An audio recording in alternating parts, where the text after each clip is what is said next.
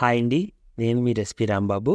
ఈ వీడియోలో ఎటువంటి సోడా లేదా ఫుడ్ కలర్ యూజ్ చేయకుండా క్రిస్పీగా ఉండే చికెన్ పాప్కార్న్ ఎలా చేయాలో సింపుల్గా ఎక్స్ప్లెయిన్ చేస్తాను. జాగ్రత్తగా చూసి ట్రై చేయండి. నచ్చితే వీడియోని లైక్ చేయండి.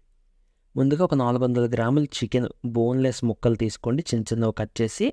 అందులో 1 టీ స్పూన్ ఉప్పు, 1 టీ స్పూన్ నిమ్మరసం వేసుకోండి. అలాగే 1 టీ స్పూను మిరియాల పొడి, ఇంకొక టీ స్పూన్ కారం వేసేయండి. ఇవన్నీ టీ స్పూన్స్ అండి, టేబుల్ స్పూన్స్ కాదు, కన్ఫ్యూజ్ అవ్వకండి. ఇప్పుడు 1.5 టీ స్పూను కొత్తిమీర పొడి వేసుకోండి. అలాగే 2 టేబుల్ స్పూన్లతో పెరుగు వేసుకోండి.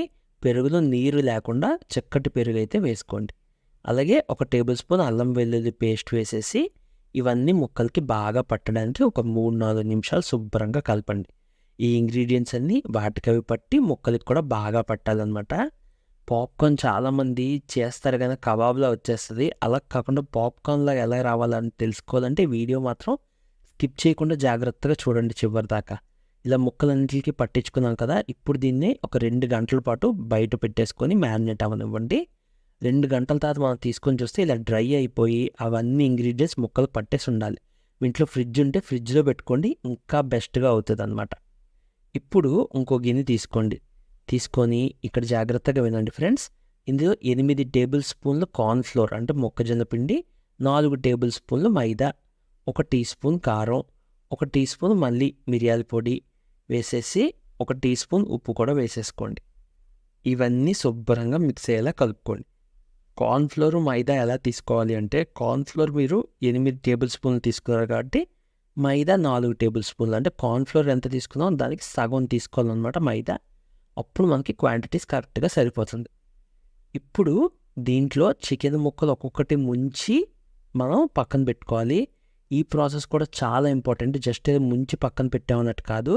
వీడియో జాగ్రత్తగా చూడండి, ఎక్కడ కట్ చేయకుండా చూపిస్తున్నాను. ఇది ముంచి ఇలా ప్రెస్ చేస్తూ మళ్ళీ ముంచి అలా ఒక 4-5 సార్లు ముంచి అప్పడల్లా చేసేయాలన్నమాట. అప్పుడే మనకి కరెక్ట్గా పడుతుంది. ఆ పిండి ఏదైతే మిక్స్ చేసామో అదంతా కరెక్ట్గా మనకి ముక్కకు పడుతుంది. లేదు అనుకుంటే మాత్రం మనకి వేపేటప్పుడు విడిపోద్ది. చూస్తున్నారు కదా, ఇలా 3-4 సార్లు ఇలా అప్పడంలా చేసేసి ఇలా ప్రెస్ చేసి ఆ పిండి అంతా పట్టించుకొని జాగ్రత్తగా పక్కన పెట్టుకోండి. మీరు అనుకోవచ్చు అప్పడంలాగా అయింది అంటే ఇదేం పాప్కార్న్లో రాదేమో అని. కాదు, మీరు వేయించినప్పుడు మీకు తెలిసిపోద్ది తేడా. ఇప్పుడు కళాయి తీసుకోండి. అవన్నీ అలా చేసిన తర్వాత ముక్కలన్నీ కళాయి సగం దాకా నిండేలాగా నూనె వేసుకొని ఆ కళాయిలో ఎన్ని అయితే పడతాయో అన్నీ నూనె కొంచెం వేడెక్కిన తర్వాత ఒక్కొక్కటి వేసుకోండి. ఈ చికెన్ ముక్కలు అయితే మీడియం ఫ్లేమ్లో పెట్టుకొని ప్రాసెస్ చేయాలి. అయితే ముక్కలు వేసిన తర్వాత మీరు ఒక 30 సెకండ్స్ వరకు టచ్ చేయకండి.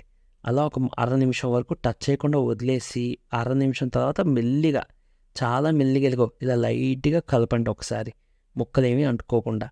అలా కలిపేసి మళ్ళీ వదిలేసి దీన్ని ఒక 2.5 నిమిషాల పాటు ఫ్రై అవనివ్వండి. ఇలా మొత్తానికి ఒక 3 నిమిషాలు ఫ్రై అయిన తర్వాత వాటిని తీసుకొని పక్కన ఒక ప్లేట్లో వేసుకోండి. 1 నిమిషం చల్లారిన తర్వాత క్రిస్పీగా మంచి చికెన్ పాప్కార్న్ రెడీ. చాలా బాగుంటుంది టేస్ట్. మీరు మైనీస్లో కానీ సాస్లో కానీ ముంచుకొని ట్రై చేయండి, అద్దిరిపోతుంది. అలాగే వీడియో నచ్చితే ఒక లైక్ చేసి సబ్స్క్రైబ్ చేయండి ఛానల్ని, నాకు చాలా హెల్ప్ అవుతుంది. తెలుగులో టాప్ యూట్యూబర్ అవ్వాలని నా కోరికండి. మీకు ఒకవేళ సపోర్ట్ చేయాలంటే తప్పకుండా సపోర్ట్ చేసి నన్ను ఎంకరేజ్ చేయండి. మీ రెసిపీ రాంబాబు.